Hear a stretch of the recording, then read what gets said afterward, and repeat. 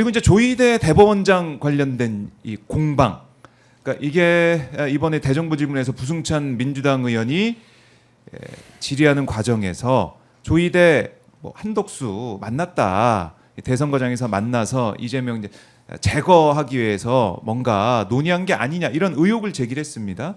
근데 그 이후에 조희대 나는 외부, 한덕수는 물론 외부와 이재명 대통령 사건에 대해서 논의한 바가 없다라고 입장을 내놨고, 한덕수도 조희대를 만난 적이 없다, 관련된 만난 적이 없다 이렇게 또 얘기를 하고 있고, 국민의힘은 이 관련해서 고발하겠다, 또 국정조사하자 이렇게 얘기를 하고 있고, 뭐 청담동 술자리 시즌 2다 이런 얘기 한동훈 전 대표나 이 사람들이 하면서 공세를 펼치고 있는데, 제가 개인적으로 볼 때는 이게 뭐 초점이 어긋난 것 같아요. 이게 사법부 쿠데타 이 의혹을 밝혀야 된다. 대법원이 아니 9일 만에, 그것도 자료 검토 이틀 만에 파기환송, 유죄 취지 파기환송 했다는 것 자체 사법부의 대선 개입이 초점인데 네. 초점이 흐려지고 있다는 생각도 들고. 그렇죠. 이제 그들은 건수 잡았다 이게 생각하고 뭡니까? 곁가지로 이제 이 논점을 흐리고 있는 거죠. 네. 물타기를 하고 안 있는 만났으면 건데. 안 만나면 끝이에요. 안 만났다고 뭐 그러면 안 만났으면 된 거고. 네네. 그거 말고 왜 대선판에 개입을 했냐 이거죠. 그러니까 지금 정확한 말씀이에요. 지금 왜 이런 논란이 벌어졌는지를 보면 네. 뭐예요? 정청래 대표가 썼듯이 우리가 이 논란을 만들었습니까? 국민이 만들었어요? 민주당이 만들었어요? 정부가 만들었어요? 예. 출발이 뭐였냔 말이죠. 그러니까 정청래 대표가 자업자득이다라고 썼잖아요. 네. 그럼 자업자득을 풀 수 있는 건 뭐예요? 본인밖에 풀 수 없는 거거든요. 그렇죠. 보면. 그러니까 왜 그렇게 했는지. 결자해지를 하라. 자업자들 라고 하고 결자일지. 있는 건데 그동안에 그 긴박했던 순간들에는 단 한마디 말한 적 없잖아요. 입장 표명을 한 적도 없잖아요. 네. 정의의 편에 섰다고 느끼지 않기 때문에 국민들이 이거는 국민의힘 지지자도 별다르지 않아요. 그 부분에 대해서는. 네. 그러면 그렇게 긴박하고 온 국민의 법원의 존재 이유 중에 보면 첫 번째가 국민의 인권 보호란 말이죠. 근데 가장 인권이 심각하게 찬탈될 그 경각에 달렸던 백척간두의 순간에 네. 이들은 아무런 입장 표명을 한 적이 없어요. 그러다가 이제 와서 자기들의 기득권이 어떤 상처를 입을 상황이 오니까 일제히 진격 앞으로 불멸의 조이대. 예. 근데 앞으로는 불면의 조이대가 될 거다. 쉽지 않을 거다. 불면의 조이대가 왜냐하면 될 거다. 분명히 이건 자기들이 자초한 거예요. 네. 5월 1일 날 파기환송되기까지 그 9일 동안의 그 황당한 일들을 온 국민이 받고 일자 시간별로 다 정리가 되어 있습니다. 네. 9일도 아니에요. 엄밀히 이야기하면 이틀 사이에 게임은 끝났던 거예요. 예. 보지도 않았죠. 처음에 인쇄해서 프린트해서 나눠줬다고 뻥 쳤잖아요. 6만 쪽을 다. 아니 대법관들이 뻥을 치면 이 나라의 도대체 국민들은 뭐를 믿고 정의와 공정을 얘기하고 있냐고요. 그러다가 쪽지 들어왔죠. 예. 처음에 아마 요걸 몰랐겠죠. 프린트해서 했다라고 하면 그냥 쏘가 넘어갈 줄 알았죠. 요즘 요 복합기 쓰시잖아요. 예. 6만 복합기 서버에 인쇄했으면 몇 장 인쇄했다가 몇 날 몇 시 다 나옵니다. 나옵니다.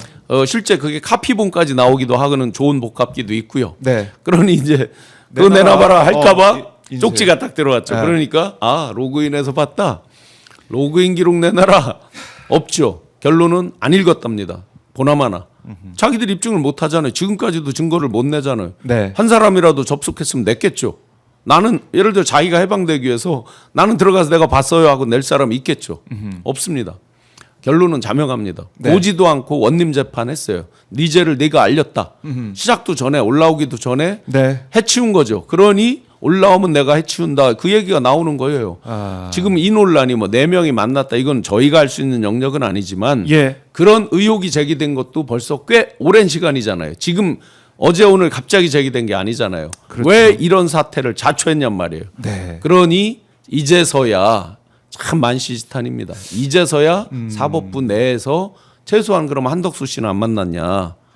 그거에 대해서는 해명하라라고 법원 내부에서 이제서 목소리 나오죠. 현직 판사들이 얘기하고 있습니다. 그런데 여기서 이제 두구두구 재미난 일이 있습니다. 어떤가요? 자, 경호처 서버가 포렌식에 성공했죠. 네. 지난 5월에 확보한 겁니다. 압수수색을 통해서 2달, 석 달 넘도록 이게 포렌식이 어렵답니다. 보조 서버입니다. 원 서버가 있고 이제 백업 서버인데 그래서 외국에 막 사람들 기술 배우러도 보내고 외국 장비도 갖다 하고 하면서 간신히 이게 된 게 뉴스에 나온 지가 한 3주 정도 지금 돼 가는 거예요. 네.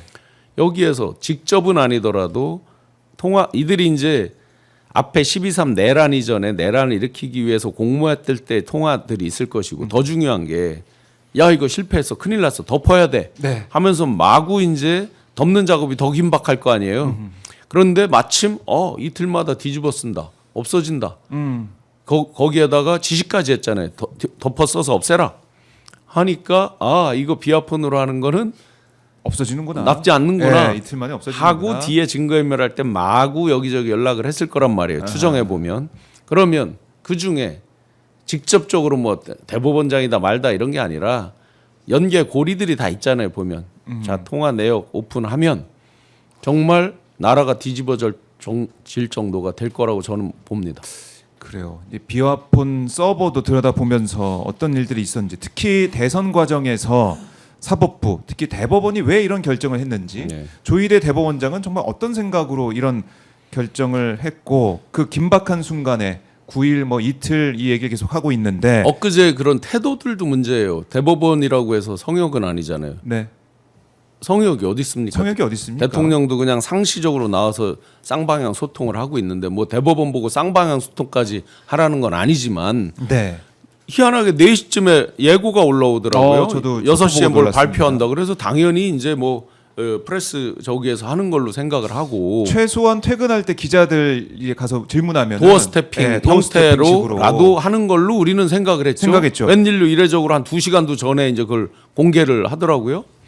그러더니만 딱 한 5시 반좀 넘어서 서면으로 딱 나오더라고요. 입장이 나왔습니다. 뭐 한 5줄 되나요? 네, 그러면서 퇴근길에는 도어 스태핑 뭐 이런 형태 아예 없고 씩 웃으면서 그냥 차에 탑니다. 이렇게 지금 나오는 장면이네요. 손 이렇게 모으면서 네. 네. 그래서 그걸 볼 때 국민들이 더 열불 터지는 거죠. 그럼 완전히 이건 법원은 성역이냐라는 느낌이죠. 뭐 장난한 것도 아니잖아요. 그렇게 예고를 했으면 예. 최소한 당신 입으로 이만저만해서 이만저만하다. 나는 그런 적이 없다. 확신에 차서 한번 해야 될 거 아니에요. 그렇네요. 그러니까 우리 국민들이 궁금하고 알고 싶어하는 것은 왜 사법 쿠데타를 일으켰느냐 네. 이거 아니겠습니까? 그게 본질이죠. 이게 국민들의 투표권을 어떻게 보면 정말 제약할 뻔한 아찔한 상황 그걸 어떻게 만들 수가 있느냐 이게 궁금한 거거든요. 여기에 책임을 지고 입장을 내놔라 이런 건데 그냥 자기가 할 말 회동하지 않았다 이 얘기만 하고 그냥 저렇게 카메라들 다 기다리고 기자들 기다리고 있는데 그냥 가버렸어요. 그러니 국민들이 12.3 내란의 밤을 사실은 국민이 극복한 거잖아요. 그 긴박한 순간 그렇게 어렵게 국민들이 극복을 했는데 네. 일종의 2차 쿠데타, 2차 가해인 거잖아요. 국민들에 대해서. 저것 또한 국민이 넘어선 거잖아요. 뭐 어느 정당이 넘어섰다가 아니라 네. 전체적인 힘의 원천을 보면 우리 국민들이 넘어선 거잖아요. 그럼요. 그러니 이 국민들이 얼마나 고달프고 화가 많이 납니까? 그에 비해서 이들이 해명하거나 보여주는 모습은 네. 너무나 그러니까 대통령이 이런 말을 했죠. 1차적으로 선출된 권력, 2차적으로 위임된 권력 이렇게 얘기를 했잖아요. 그랬더니 그 부분이 뭐냐면 개혁의 객체인 당신들이 마치 주체인 것처럼 나서지 말라 이 뜻이잖아요. 쉽게 요약하면. 그런데 마치 이걸 또 바로 이렇게 호도해 버렸습니다. 네. 입법부가 사법부 위에 있다는 거냐. 어허. 선출직 권력은 모든 걸 다 해도 된다는 거냐라는 식으로 네. 곁가지 밭다리 걸기를 하고 있습니다. 전혀 그 뜻이 아니죠. 선출될 권력이 우월하다가 아니라 선출된 권력이 개혁의 주체로서 당신들 스스로 개혁하지 않으니 개혁의 주체로서 움직일 수 있다. 그 얘기를 한 거고 당신들은 당신들 스스로 움직일 기회를 지금 충분히 주고 있다. 그러니 스스로 개혁을 해봐라. 그런데 스스로 개혁하지 않으면 당신들은 개혁의 객체가 될 수 있다. 그 얘기를 하고 있는 거잖아요. 그런데 스스로 어떻게 보면 기회를 포기하고 있습니다. 뭐 어제 뭐 부랴부랴 재판장 한 명 뭐 추가한다. 판사 한 명 추가한다. 이렇게 하면서 내란 재판에 속도 더 낼 수 있게 할게 이 정도의 이게 제스처가 나왔어요? 정말로 눈 가리고 아웅에다가 조금 더 과하게 말씀드리면 이런 거야말로 개사과죠. 자, 개사과. 본질적으로 지금 삼은 게 뭐예요? 직위원 재판부 바꿔라잖아요. 국민적 열망이. 믿을 수 없다. 믿을 수 없게 한 것도 역시나 본인이 자업자득입니다. 네. 누가 그렇게 시킨 거 아니잖아요. 본인이 그렇게 초 단위로 계산해서 뭐 풀어주고 하는 것들은 뭐 본인들이 정말 뭐 쥐어짜낸 거 아닙니까? 그래서 그 직위원 재판부를 바꾸라니까 저 사람은 그대로 있고 옆에다 판사를 보강해 준다. 누가 그렇게 하라고 그랬습니까? 우리가 그걸 원했습니까? 어떤 국민이 그걸 원해요? 그래서 마치 대단한 인력이 보강돼서 네. 앞으로는 잘할 수 있을 것 같다고요? 핵심은 직위원 재판장을 빼라 이거잖아요. 직위원 이 판사에 대한 감찰 결과도 왜 내놓지 않고 있느냐. 그렇죠. 뭐 벌써 이게 감찰한다고 몇 하더니. 개월째예요 이게. 그러니까 이 우리가 국민들이 알고 싶어하는 거, 그 다음에 보고 싶어하는 것들은 보여주거나 알려주거나 얘기하지 않아요. 예. 그렇지 않고 자기 하고 싶은 말만 하고 그러고 있고, 또 이번에 이 대법관을 26명 이렇게 늘리겠다 이 안이 좀 나오고 있으니 전국 법원장들이 모여서 회의를 해요. 그러니까 누가 보더라도 밥그릇을 챙기기 위한 그 몸부림은 보이는 거 아니겠습니까? 7시간이나 회의를 했잖아요. 예. 그러면 나오는 목소리 중에는 반성과 성찰의 목소리도 일부러라도 있어야 되는 거잖아요. 자기들이 어떤 입지를 진짜 강화하고 싶다면 네. 안 그래도 기득권이지만 더 강화하고 싶다면 일부러라도 이러이러한 부분은 우리가 반성하고 성찰하겠다. 그러나 이러이러한 것은 잘못됐다. 네. 뭐 이런 식의 입장이 나오는 게 기본일 최소한. 텐데 그런 거 하나도 없잖아요. 그냥 사법권에 대한 사법권 독립에 대한 침해 얘기들 하고 그러다 보니 바로 이어서 나오는 게 몽테스키에의 기계적인 삼권 분립 이런 얘기를 합니다. 다시 한번 들여다보세요. 몽테스키에의 삼권 분립에 누가 지금 하고 있는 행태가 그러면서 이제 선출 권력, 입법 권력, 위임된 권력 그 얘기를 거기다 갖다 연결을 하거든요. 네.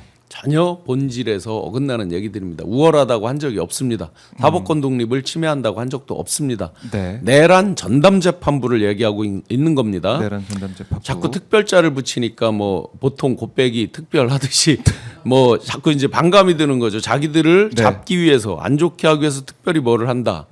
이런 느낌으로 자꾸 호도를 하는데 네.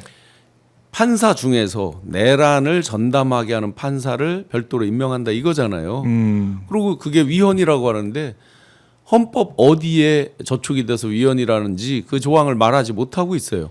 자, 그래 법관을 임명하는 그 소위 추천하는 위원회에서 자꾸 이들이 걸고 넘어지는 게 국회 몫이거든요. 네. 정확히는 민주당 몫을 얘기하는 거예요. 그러면서 유언비어 이렇게 퍼뜨리죠. 뭐 이재명 대통령 친한 사람들, 가까운 사람들, 뭐 밖에서 뭐 네. 무슨 다른 민변 이런 식의 민변. 예를 들자면 그런 식의 사람들만 의로해서 안으로 뭐 이렇게 하는 거 아니야. 아. 그러니까 민주당에서 저도 특위위원이지만 특위에서 아이디어를 자 국회 몫을 그럼 빼겠다. 공신력 있는 대한변협이라든지 그런 단체들 심지어 아이디어를 하도 이제 공신력 하니까 그동안 여론조사에 보면 그래도 공신력 중에 제일 높은 게 헌법재판소로 나왔어요. 네. 그래서 그러면 헌재도 참여시키자는 의견들도 나왔습니다. 저희 특위 회의를 할 때 오죽하면 그렇게 하겠습니까? 그런 의견들이 나오겠습니까? 그래서 국회 몫을 빼더라도 제3의 어떤 공적 공신력이 있는 기관 단체에서 추천하는 것으로 하자라고 지금 이렇게 수정안까지 내고 있는 거잖아요. 근데 이 사법 개혁도 우리 국민들의 이제 목소리를 듣고 해 내가고 있는 것이고, 내란 관련해서도 재판부가 직위원 재판부가 이러고 버티고 있으니 믿지 못하겠다는 목소리가 나와서 그 국민들의 뜻에 따라 명령에 따라서 이걸 하나하나 해 나가고 있는 건데, 여기에 대해 저항하는 듯한 네. 사법부의 모습, 또 국민의힘도 계속해서 비판을 하고 있다.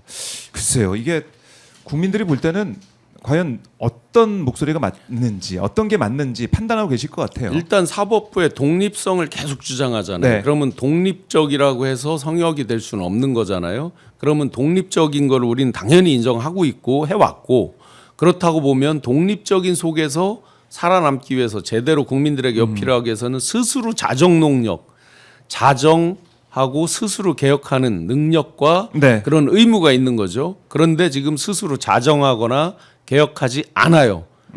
저 김용남 의원이 언제 한번 얘기하더라고요. 네. 김기현 씨가 최근에도 자기 고등학교 동창 동기 모임에 와서 술자리에 뭐 다 치우고 소주랑 삼겹살 줘. 이제 나는 소주랑 삼겹살만 먹는다. 자, 지금 내란 재판을 하고 있어요. 본인이. 이게 무슨 일반 무슨 폭행범 뭐 잡범 이런 거를 처리하는 재판부가 아니에요. 거기에다가 그동안 수많은 논란의 중심에 있어요. 그게 사실이다 아니다는 지금 다투고 있는 것이고 네. 어쨌든 내란을 다루고 있고 그런 논란의 중심에 있는 인물이에요. 일체 사적인 사사로운 것들을 다 제거하고 재판에 임해도 국민들이 지금 수수성을 믿어줄까 말까 하는 판에 버젓이 저녁 시간에 돌아다니면 친구들 만나고 뭐 이렇게 한다고요? 그러면 저 재판부 내려놓고 편안하게 하세요. 얼마든지 할 수 있는 거니까. 편안하게